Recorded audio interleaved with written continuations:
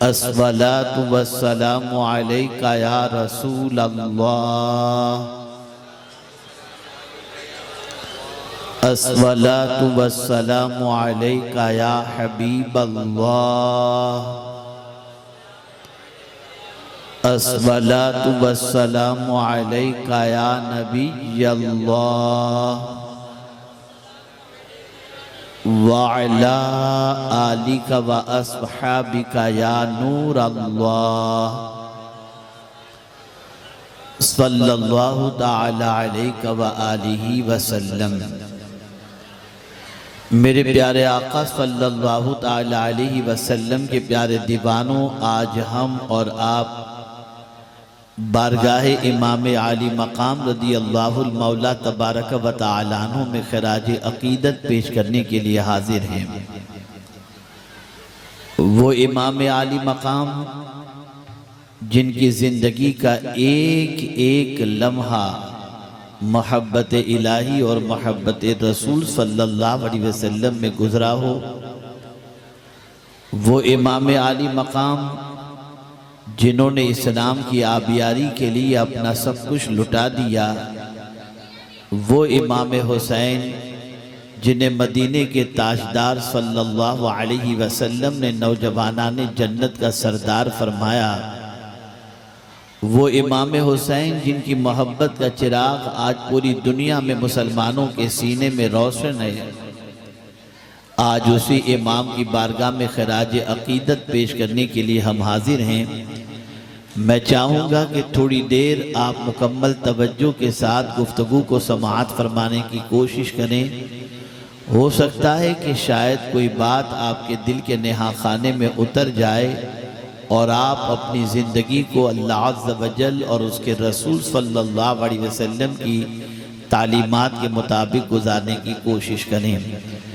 मैं उमूमी तौर पर ऐसे इलाकों में तारीख नहीं देता जहाँ पर हमारे बच्चों में, हमारे नौजवानों में और आने वालों के अंदर शोर शराबे का जहन हो और सुनने सुनाने का जहन न हो, मैं उसको अवॉइड करता हूँ।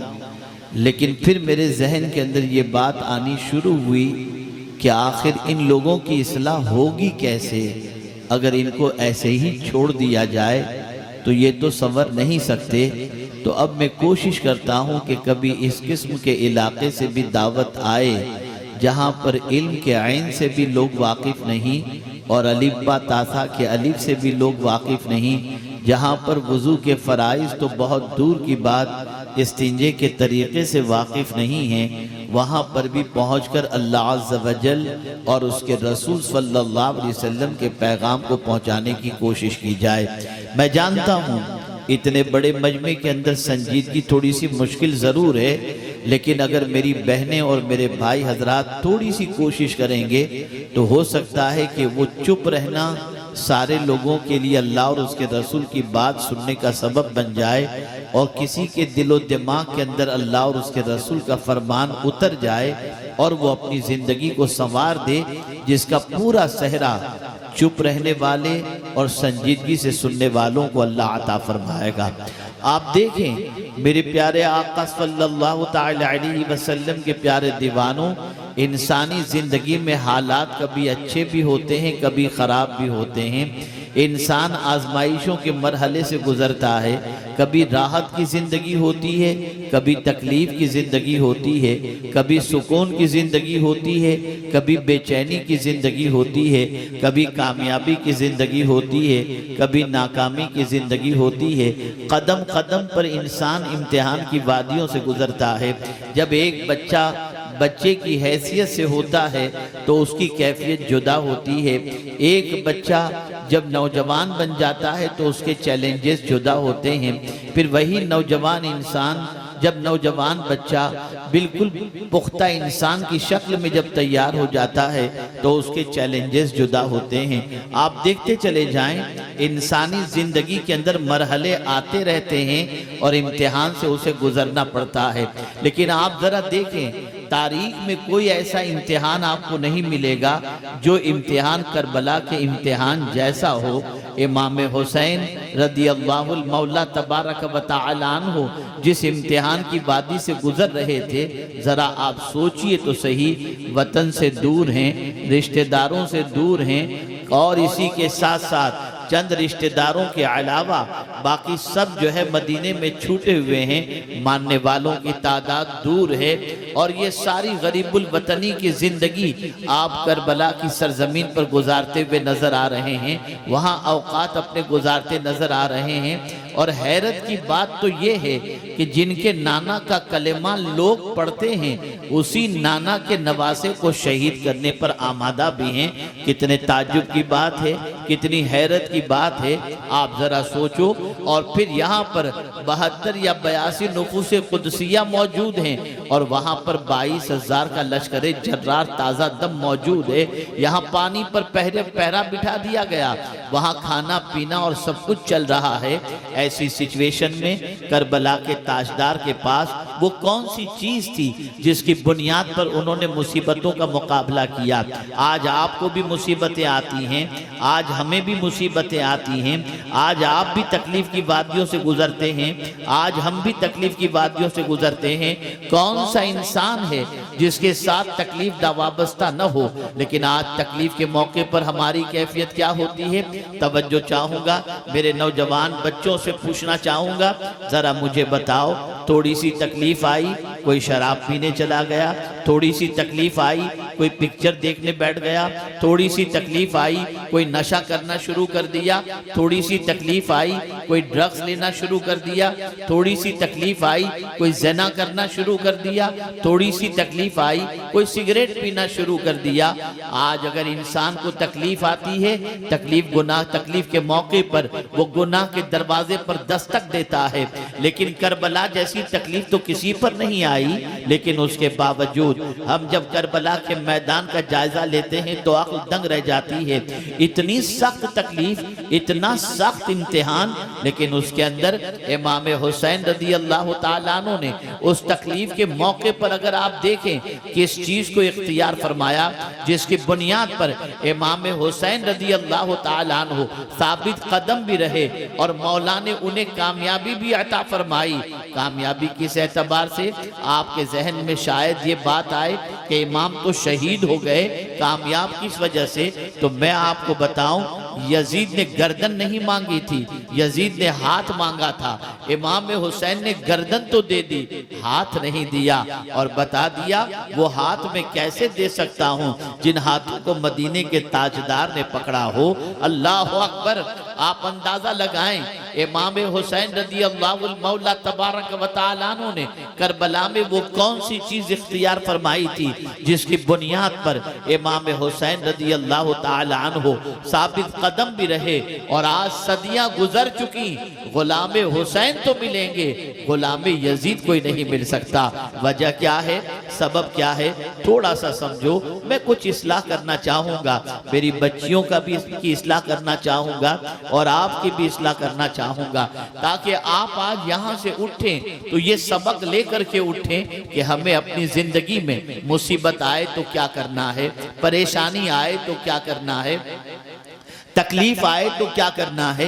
हम कुरान भी पढ़ते हैं, हम मदीने के ताजदार सल्लल्लाहु अलैहि वसल्लम का कलेमा भी पढ़ते हैं, और हम आज जो जमा हुए हैं इमाम हुसैन की मोहब्बत में जमा हुए हैं, वो सच्चे इंसान थे, वो अच्छे इंसान थे, वो नवासे रसूल थे, वो नौजवानाने जन्नत के सरदार थे, एक अजीम मर्तबे पर फाइज थे, अजीम मकाम पर फाइज थे। लेकिन आपसे मैं पूछना चाहता हूँ, हम नमाज के अंदर जब दुआ करते हैं, ए अल्लाह हमें सिद्दीकीन के रास्ते पर चला, अंबिया के रास्ते पर चला, शोहदा के रास्ते पर चला, सालिहीन के रास्ते पर चला, तो पता चला जब मुसीबत आए तो किसी और के रास्ते को मत देखना, ये देखना कि जब मुसीबत आई थी तो हुसैन कौन से रास्ते पर चले थे, जब इम्तिहान आया था तो हुसैन कौन से रास्ते पर चले थे, जब तकलीफ आई थी तो ताजदार करबला कौन से रास्ते पर चले थे, जब इम्तिहान की वादियों से गुजरना हुआ तो इमाम इमाम हुसैन ने क्या चीज इख्तियार फरमाई थी। जब आप इन चीजों पर तवज्जो करेंगे तो मेरे प्यारे आका सल्लल्लाहु अलैहि वसल्लम के प्यारे दीवानों, आपकी जिंदगी के अंदर सुकून आएगा, आपकी जिंदगी में इत्मीनान आएगा, आपकी जिंदगी में करार आएगा। आइए कुरान मुकद्दस में अल्लाह अज़्ज़ा व जल्ल ने वाज़ेह लफ्ज़ों में फरमा दिया, ये मेरे करीम का करम है, वो मुसीबतें पहले नहीं भेजता, पहले मुसीबतों का इलाज भेजता है, फिर मुसीबतें भेजता है। जिस तरीके से हमें पैदा होने के लिए जमीन की जरूरत थी तो अल्लाह ने जमीन को पहले पैदा किया, आसमान की जरूरत थी, आसमान को पहले पैदा किया, पानी की जरूरत थी, पानी को पहले पैदा किया, हवा की जरूरत थी, हवा को पहले पैदा किया, फिर इंसानों को पैदा किया। और अगर समझ में नहीं आता तो इस इलाके और देहात के इलाके की वजह से ये मैं समझाऊंगा तो बात अच्छी तरह समझ में आएगी। अल्लाह जरूरतों को पहले पैदा, जरूरतों को पूरी करने वाली चीज जो होती है उसे पहले पैदा करता है और जरूरत को बाद में पैदा करता है। बच्चा बाद में पैदा होता है, माँ के सीने में दूध अल्लाह पहले पैदा कर दिया करता है। ये मेरे रब की शान है, ये मेरे रब का करम है कि इंसान को जिन चीजों की जरूरत है उन जरूरत की चीजों को पहले पैदा किया और बाद में इंसान को पैदा किया। तो जाहिर सी बात है जब इंसान इंसानों के साथ रहेंगे, इंसान इंसानों के साथ जिंदगी के लम्हात गुजारेंगे तो कभी खुशी भी होगी, कभी गम भी होगा, कभी राहत भी होगी, कभी तकलीफ भी होगी। तो मेरे करीम ने तकलीफ से पहले तकलीफ का इलाज बता दिया कि जब कभी तुम मुसीबतों में घिर जाओ, जब कभी तुम तकलीफों में घिर जाओ, चाहे वो तकलीफ तुम्हारी माली तकलीफ हो, चाहे वो तकलीफ तुम्हारी औलाद की तकलीफ हो, चाहे वो तकलीफ तुम्हारी जान की तकलीफ हो, चाहे वो तकलीफ तुम्हारी बीमारी की तकलीफ हो, चाहे वो तकलीफ तुम्हारी औलाद की तकलीफ हो, किसी भी किस्म की जब तुम्हें तकलीफ आ जाए और जब तुम मुसीबतों में घिर जाओ तो फिर तुम्हें करना क्या है? दो चीजों को अपनाना है और दो चीजों से मदद तलब करना है। इमाम हुसैन कुरान मुकद्दस सिर्फ इसलिए नहीं पढ़ते थे कि कुरान पढ़कर कुछ सवाब जमा कर लिया जाए, बल्कि इमाम हुसैन कुरान इसलिए पढ़ते थे कि इसमें जो कुछ अल्लाह ने फरमाया है उस पर मुझे अमल करना है, तो नतीजा वही निकलेगा जो परवरदिगार जल्ल जलालहू ने फरमाया। अब आप देखिए, समझते हुए चलिए ताकि आपके दिलो दिमाग के अंदर दर से करबला महफूज हो जाए और करबला से मिलने वाला एक अजीम पैगाम और एक अजीम सबक आप अपने दिल में लेकर के यहाँ से उठें, ताकि कल की तारीख में अगर कोई मुसीबत आपके दरवाजे पर दस्तक दे तो आप मुसीबत की वजह से ड्रग्स इस्तेमाल न करें, नशा इस्तेमाल न करें, सिगरेट पीना शुरू न कर दें, बल्कि जहाँ मुसीबत दरवाजे पर दस्तक दे तो आप कुरान के फॉर्मूले पर अमल करें, इमाम हुसैन के नक्शे कदम पर चलें। अल्लाह अकबर। ए रसूल आज़म सल्लल्लाहु ताला अलैहि वसल्लम के दीवानों, आप देखें कुरान कहता है या अय्युहल्लज़ीना आमनू इस्ताईनु बिस्सब्रि वस्सला, ए ईमान वालों सब्र और नमाज से मदद तलब करो, इन्नल्लाह माअस साबिरीन, बेशक अल्लाह सब्र करने वालों के साथ है। पता चला मुसीबत आए तो शोर मचाने से मुसीबत दूर नहीं होगी, तकलीफ आए शोर मचाने से तकलीफ दूर नहीं होगी, अगर कोई मर जाए तो उसके इंतकाल पर वावा वावेला मचाने से वो जिंदा नहीं हो जाएगा।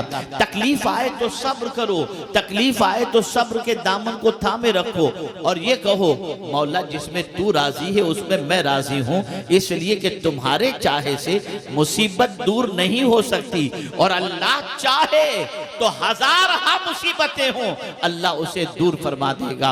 ऐ मेरे प्यारे आका सल्लल्लाहु अलैहि वसल्लम के प्यारे दीवानों, अब आप देखें करबला के तपते हुए रेत पर इमाम हुसैन की हयात तैयबा का जायजा लें। अल्लाह अकबर, मुसीबत कितनी बड़ी कि जवान साल बेटा हजरत अली अकबर वो शहीद हो चुके, 6 माह की नन्हे अली असगर शहीद हो चुके। आप मुझे बताइए इससे बड़ी भी कोई मुसीबत हो सकती है? इससे इससे बड़ा भी कोई इम्तिहान हो सकता है? एक जवां साल बेटा अपनी निगाहों के सामने दम तोड़ रहा है, एक नन्हा सा बच्चा गोद में दम तोड़ रहा है। इतनी बड़ी मुसीबत आई तो इमाम हुसैन रज़ी अल्लाह ताला अन्हु ने क्या वहां पर शोर मचाया था? क्या वहां पर चिल्लम चिल्ली किए थे? क्या वहां पर अल्लाह की शिकायत की थी? क्या नौहा किया था? क्या मातम किया था उन्होंने? कोई चीज इमाम हुसैन रज़ी अल्लाह ताला अन्हु ने नहीं की। आज एक मरतबा दुरूद शरीफ पढ़ लें। अल्लाहुम्मा सल्ली अला सय्यिदिना व मौलाना मुहम्मदिन मअदनिल जूदि वल करम व आलि व सहाबी व बारिक वसल्लिम। ए बेटे बेटे जरा चुप रहो बेटे चुप रहो चुप रहो बेटे। आप जरा देखें, मैं एक सवाल आपसे पूछना चाहता हूं। एक बच्चे का इंतकाल अगर परदेश में हो जाता है तो माँ यहाँ पर पूरा आसमान सर पर उठा लेती है, इतना रोती है, इतना चिल्लाती है, इतने गलत अल्फाज इस्तेमाल करती है, इतने अपनी जबान से अल्लाह के खिलाफ लफ्जों के अल्फाज इस्तेमाल करती है कि जिसकी वजह से ऐसा लगता है जैसे वो बच्चा उसका ही बच्चा था, अल्लाह का बंदा नहीं था। याद रखें, वो बेटा बाद में तुम्हारा है, बंदा तो पहले अल्लाह का है ना। लेकिन आप जरा देखें, आज शोर मचाया जाता है, चेहरा पीटा जाता है, लेकिन कोई करबला में मुझे बता दे हजरत अली अकबर की शहादत पर हजरत अली अकबर की वालिदा ने चेहरा पीटा हो, गिरेबान फाड़ा हो, शोर मचाया हो? क्यों नहीं? इसलिए कि कुरान कहता है जब कभी मुसीबत आए तो सब्र से मदद मांगो। तुम्हारे रोने धोने से, तुम्हारी चिल्लम चिल्ली से गया हुआ इंसान पलट कर नहीं आएगा। तो मेरे करीम अगर सब्र करेंगे तो क्या होगा? तो मेरा रब इरशाद फरमाता है और उसके प्यारे हबीब सल्लल्लाहु अलैहि वसल्लम फरमाते हैं, जब किसी के घर से किसी अजीज का इंतकाल होता है, उसकी रूह परवास कर ली जाती है, तो परवरदिगार फरिश्ते को भेजता है, फरिश्ते जाओ मेरा बंदा उसके महबूब के छीन लेने की वजह से क्या कह रहा है।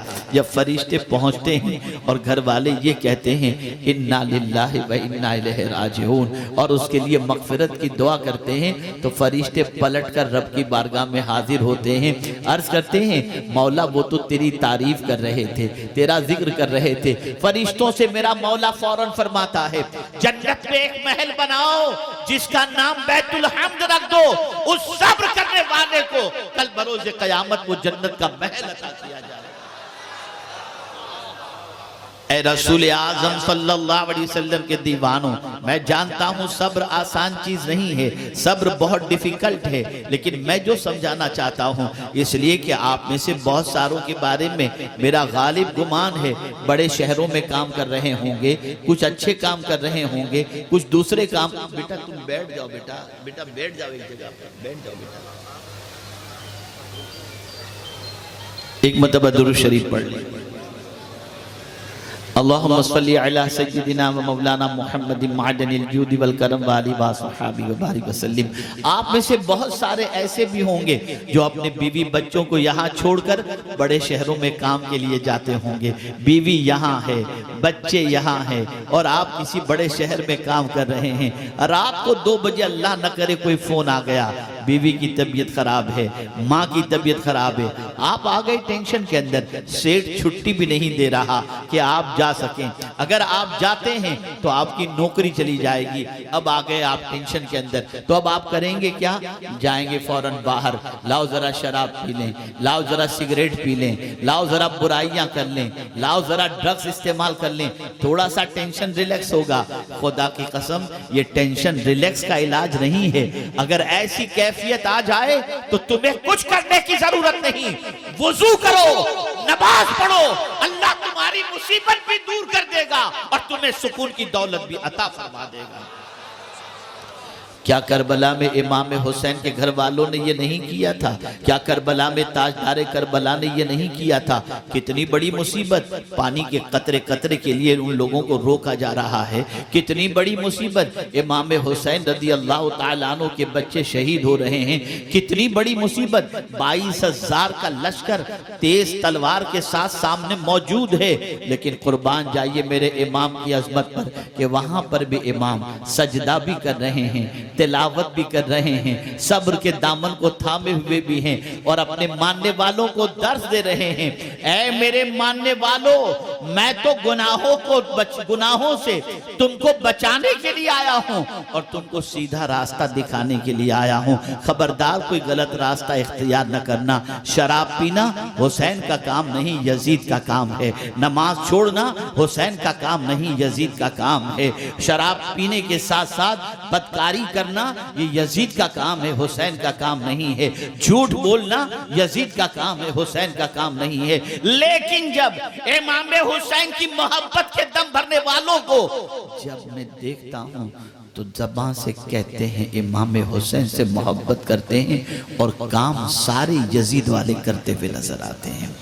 झूठ भी बोलेंगे, नमाज भी छोड़ेंगे, गुनाह भी करेंगे, बुराइयां भी करेंगे और कहेंगे हम हुसैन के मानने वाले हैं।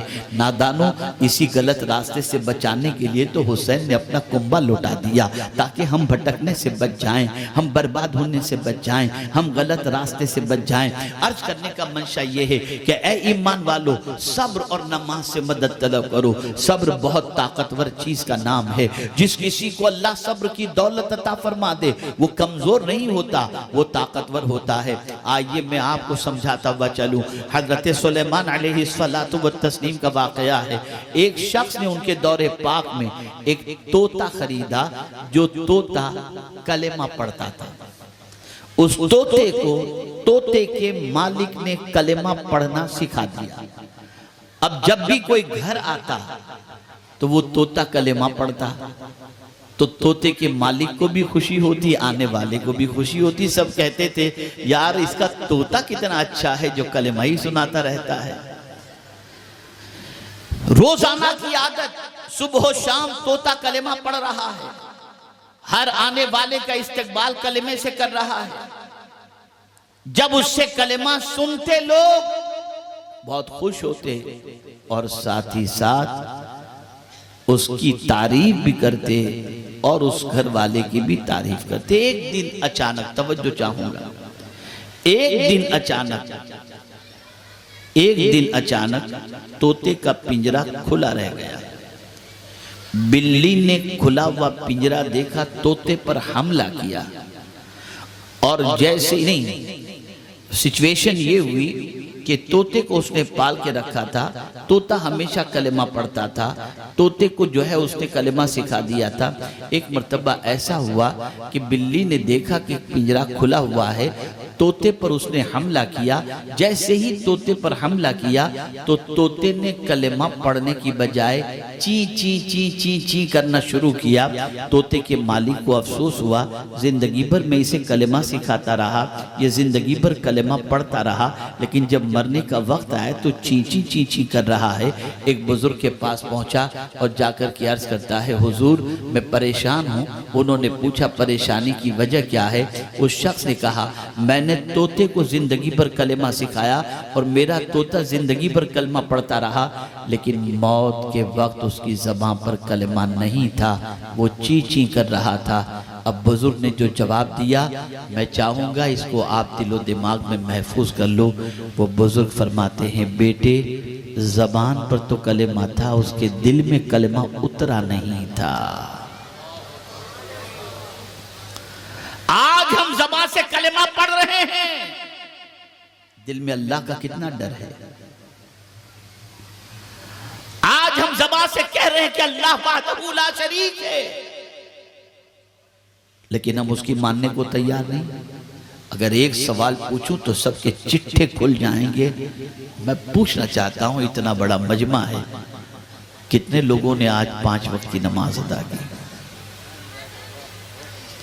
मुझे बताओ, क्या ये हुसैनियत है जो 72 तलवारों के जख्मों के बावजूद करबला के मैदान के अंदर सजदा नहीं छोड़ते? उस हुसैन की मोहब्बत का दम भरने वाला इंसान मजे से सजदे छोड़ रहा है और उसे कोई एहसास नहीं। क्या इसीलिए इमाम हुसैन ने जान दी थी? मुझे हैरत हो रही है, ऐ रसूल आज़म सल्लल्लाहु ताला अलैहि वसल्लम के दीवानों, अगर ताजदारे करबला करबला की तपती हुई रेत पर कुर्बानी पेश न करते, तो सुन लो आज जो शराब को मुसलमान हराम समझता है ना, ये भी नहीं समझता। आज अगर मस्जिद से अजान की आवाज आती है, चेहरे पे दाढ़ी नजर आती है, सर पे अम्मामा शरीफ नजर आता है, और इंसान शराब, झूठ और जुआ और जिना से किसी हद तक बचता हुआ नजर आता है, ये सदका है इमाम आली मकाम रदी अल्लाह ताला अन्हु का। मुझे कभी कभी हैरत होती, ये कैसी मोहब्बत है, जिसकी मोहब्बत का दम भरो उसके रास्ते पर न चलो, जिसकी मोहब्बत का दम भर रहे हो उसका तरीका पसंद नहीं। सब्र से मदद तलब करो, और जब मुसीबत आए शोर मत करो, चिल्लाओ नहीं। हजरत सुलेमान अलैहिस्सलातु व तस्लीम के दौरे पाक में एक शख्स ने एक परिंदा खरीदा। उस परिंदे की आवाज उसे बहुत पसंद थी, वो परिंदा चहचहाता था, और हजरत सुलेमान अलैहिस्सलातु व सलाम के दौरे पाक का शख्स उससे खुश होता था। एक दिन एक परिंदा आया, पिंजरे पर बैठा, और पिंजरे में कैद परिंदे को पता नहीं क्या उसने कह दिया कि वो परिंदा जो पिंजरे में था उसने चहचहाना बंद कर दिया उसने। परिंदे का मालिक हजरत सुलेमान अलैहिस्सलाम के पास पहुंचा और अर्ज करता है, हुजूर महंगी कीमत देकर मैंने इस परिंदे को खरीदा ताकि इसकी आवाज से लुत्फ अंदोज हूं, लेकिन ये तो अब बोलना ही बंद कर दिया है। तो हजरत सुलेमान अलैहिस्सलाम जानवरों की बोली भी समझते थे। फौरन उस परिंदे से आपने पूछा, क्या बात है, कुछ दिनों से तूने बोलना बंद कर दिया? जवाब सुनिए।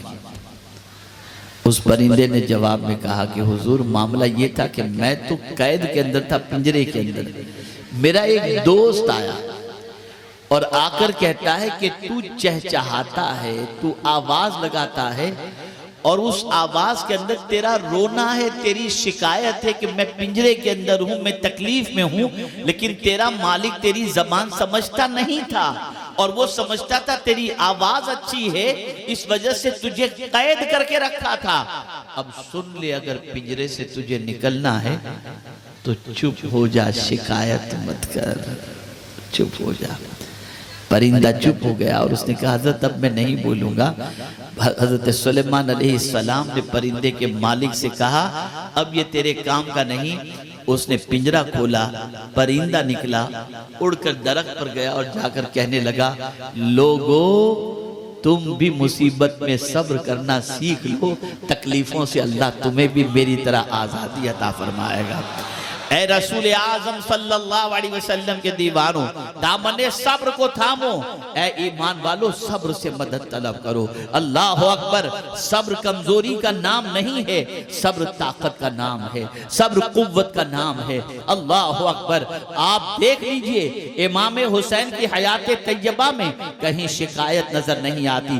मैं नबी का नवासा हूँ और मुझ पर यह तकलीफ नहीं। मौला तू जिसमें राजी है उसमें मैं राजी हूँ। अल्लाह अकबर।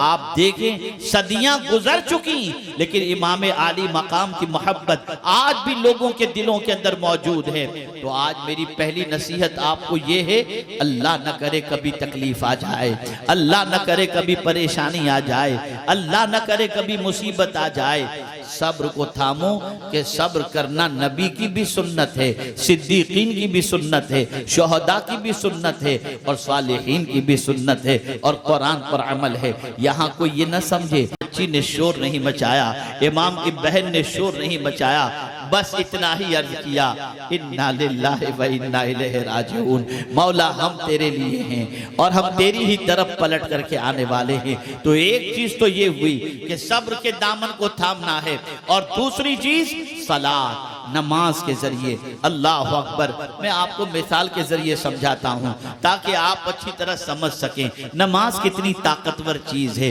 वो कौन सी खुशी है जिसमें अल्लाह ने नमाज नहीं रखी, और वो कौन सा गम है जिसमें अल्लाह ने नमाज नहीं रखी। हर खुशी में नमाज, हर गम के अंदर नमाज, हर बड़ी रात में नमाज, हर बड़े महीने में नमाज। ये नमाज इस तरीके से रखी गई। नमाज हमारी पहचान है, नमाज हमारी तरक्की का जरिया है, नमाज मोमिनों की महराज है।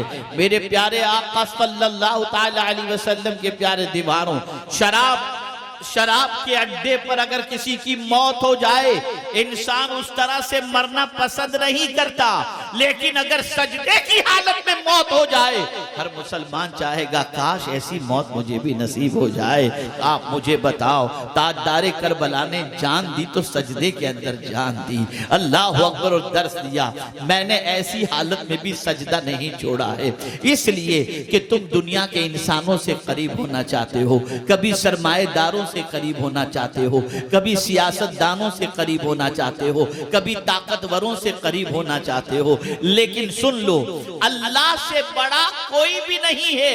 अगर तुम सजदे में चले जाओगे तो तुम अल्लाह से करीब हो जाओगे। अल्लाह अकबर। मेरी बहनें मौजूद हैं, बच्चियां मौजूद हैं, मैं उनसे पूछना चाहूंगा, ए मेरी कौम की बच्चियों, जरा तुम बताओ, इमाम हुसैन ने सजदे की तड़प कैसे पैदा हुई थी? इमाम हुसैन ने करबला के मैदान में अपनी जान सजदे की हालत में जो देने के लिए आपने आमादगी बल्कि दे चुके, उसकी वजह क्या बनी थी? आखिर इतने सजदे की मोहब्बत। तो मेरी बहनों गौर से सुनो, इमाम हुसैन की जब आंख खुलती, अपनी माँ को मुसल्ले पर देखा करते थे। इमाम हुसैन की जब आंख खुलती, अपने वालिद को तिलावत करते देखा करते। मैं तुमसे पूछना चाहता हूँ, क्या तुम्हारी औलाद भी तुम्हें कभी नमाज पढ़ते देखती है? क्या तुम्हारी औलाद भी तुम्हें कुरान पढ़ते देखती है?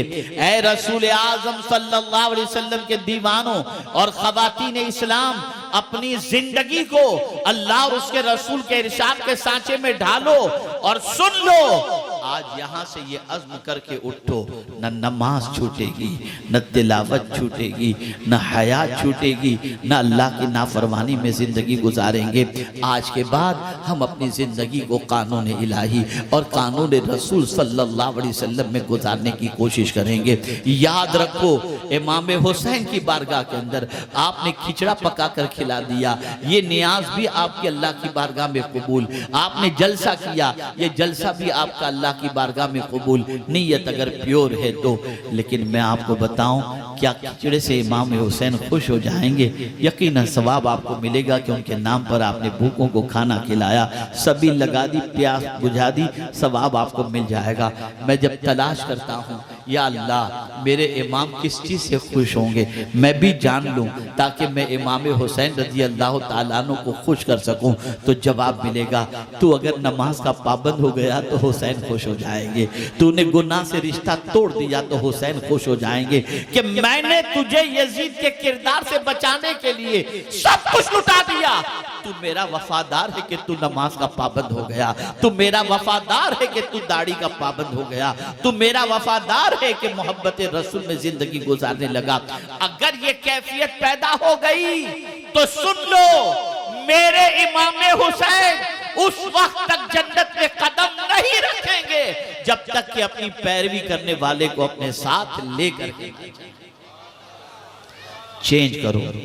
मैं अभी आपको इमाम हुसैन की करामतें भी बता सकता हूँ, उनकी शान में अल्लाह के रसूल के इरशादात भी बता सकता हूँ, लेकिन मैं सिर्फ ये समझाना चाहता हूँ, करबला से हमने सीखा क्या? जो कौम जमाने से इमाम हुसैन के सजदे में जान देने के वाक़े को सुनने के बाद भी सजदा करने के लिए तैयार न हो, उस कौम ने इमाम हुसैन की जिंदगी से क्या सबक सीखा?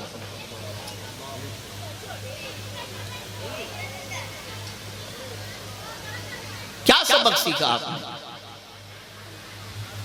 अगर आज ऐसे ही आप बैठे रहे, चाहे 3 बजे तक, 4 बजे तक, 5 बजे तक, और कल से आपने नमाज शुरू न की, आपका आना यहाँ कोई फायदा मंद नहीं, कुछ भी नहीं, नथिंग। इसलिए कि कयामत में अल्लाह पूछेगा ही नहीं कि जलसे में गए थे कि नहीं गए थे। कयामत में अल्लाह पूछेगा नमाज पढ़े थे कि नहीं पढ़े थे। और मैं तो अक्सर कहा करता हूँ, जो खुदा का नहीं हुआ वो किसी और का क्या होगा, और जिसके पास अल्लाह के लिए टाइम नहीं, फिर उस इंसान की क्या कैफियत होगी। बदलो अपनी जिंदगी को, बदलो अपनी सोच को, बदलो अपने अफकारों नजरियात को, बदलो अपने ख्यालात को। आज के बाद से आपको कोई बेनमाजी न देखे, खुद भी नमाज पढ़ो, अपनी औलाद को भी नमाज का पाबंद बनाओ, अपनी बीवी को भी नमाज का पाबंद बनाओ। नमाज सीखो, इलाके के सुन्नी उलमा से सीखो, मशाइख से सीखो, ताकि आपकी ज़िंदगी सही तौर पर कानून इलाही और कानून रसूल सल्लल्लाहु अलैहि वसल्लम के मुताबिक गुजरने लग जाए। मैं यहाँ पर इसीलिए आया हूँ ताकि मैं कुछ पैगाम ऐसा दे सकूँ जिससे आपकी ज़िंदगी में निखार पैदा हो जाए। अब मैं आपको बताऊँ नमाज का सबसे बड़ा फ़ायदा, नमाज के अगर आप आदी बन गए तो आपका बदन हमेशा पाक रहेगा, आपके कपड़े हमेशा पाक रहेंगे, आपकी सोच पाक रहेगी। और आज ये बात आखिरी अरसे की गुफ्तगू खत्म करता हूँ, मुझे एयरपोर्ट निकलना है। आज हमारी नौजवान नस्ल रात आते ही उन गंदगियों को देखने में अपनी आंखों को ज़ाय कर रही है जिन गंदगियों के बाद जीना भी मुश्किल और मरना भी मुश्किल हो जाए। इस यूट्यूब ने, इस इंटरनेट ने नौजवान नस्लों को तबाह कर दिया, बर्बाद कर दिया। एक सवाल पूछना चाहता हूं, जिन आंखों से कब्र में हुजूर को देखना है, क्या उन आंखों से तुम गंदी पिक्चरें देखोगे? कैसे जसारत होती है, कैसे दिल होता है। आंखें अल्लाह ने दी, उसने कहा कुरान देखो। मेरे इमाम का मामला तो यह है कि सरे मुबारक को नेज़े पे रखा गया तो वहां से भी कुरान की तिलावत की आवाज आ रही थी, और हमें कुरान पढ़ना भी नहीं आता, हम नमाज से भी नावाकिफ हैं। तो ऐ मुसलमानों, आज इमाम आली मकाम रदी अल्लाह ताला अन्हु की याद की इस महफिल से अगर एक बंदा भी सब्र और सलात का पाबंद हो गया तो मैं समझूंगा कि मेरा आना वसूल हो गया, और हो सकता है वही बंदा मेरी नजात का जरिया भी बन जाए।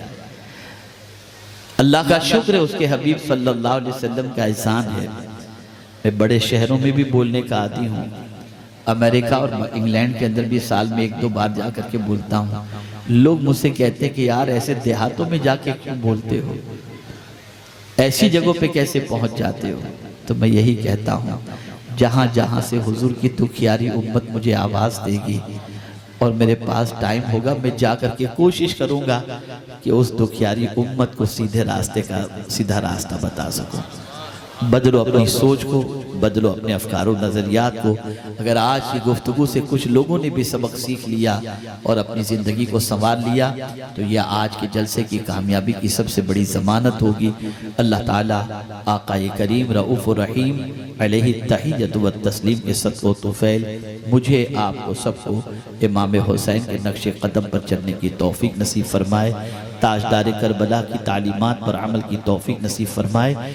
और एक बात और सीख करके यहाँ से उठो, जब भी दीनी जलसे में बैठो तो एक दूसरे से बात मत करो। मैं देखता हूँ हमारे यहाँ 1-2 भाई हैं जो गले में हाथ डालते हैं, हंसी मजाक करते हैं, बातचीत करते हैं। आप सिर्फ इतना सोचो कि आप अल्लाह और उसके रसूल के फरमान को अहमियत नहीं देते। आपको यहाँ से अल्लाह का फरमान सुनाया जा रहा है और आप अपनी बातों में लगे हुए हैं, तो आपकी बात बड़ी है या अल्लाह और उसके रसूल की बात बड़ी है? इसलिए हमेशा इस चीज़ का ख्याल रखें।